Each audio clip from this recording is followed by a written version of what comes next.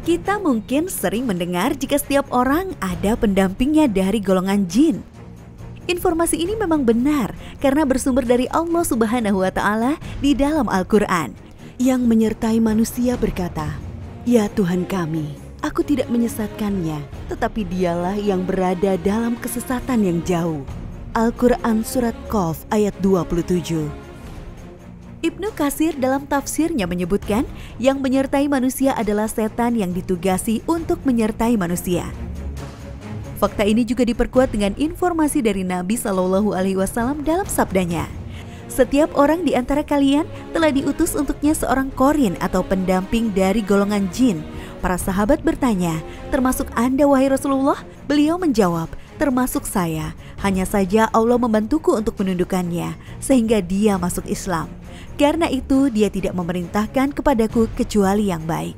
Hadis riwayat Muslim. Karena jin itu terus mendampingi setiap orang dan tidak pernah berpisah dengannya, maka dia disebut jin korin atau jin pendamping.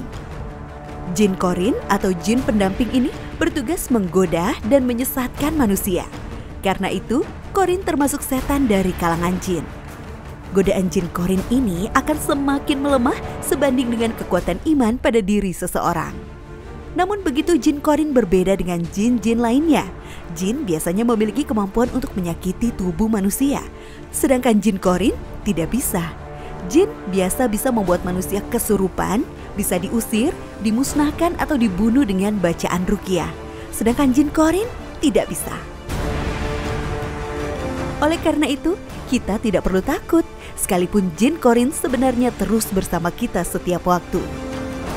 Kita tidak bisa membayangkan betapa dahsyatnya godaan ini, karena jin menyertai seseorang secara terus-menerus, dari bangun tidur hingga tidur kembali. Bahkan selama tidur pun ada pada diri kita. Lalu sampai kapan jin korin ini terus mendampingi kita? Apakah sampai meninggal pun terus mendampingi? Berdasarkan zahir hadis Nabi Shallallahu Alaihi Wasallam, pendampingan jin korin itu berakhir sampai seseorang meninggal dunia. Maka jin ini akan meninggalkannya karena tugas yang dia emban telah berakhir. Ketika manusia mati, maka akan terputus semua amalnya, kecuali 3 hal: sedekah jariyah, ilmu yang bermanfaat, dan anak yang saleh yang mendoakannya. Hadis riwayat Muslim. Gangguan terus-menerus dari jin korin ini bisa ditangkal dengan memperbanyak zikir dan memohon perlindungan kepada Allah. Jika kita sungguh-sungguh melakukan hal ini, insya Allah akan datang perlindungan dari Sang Maha Kuasa. Inilah yang dijanjikan Allah Subhanahu wa Ta'ala dalam Al-Quran.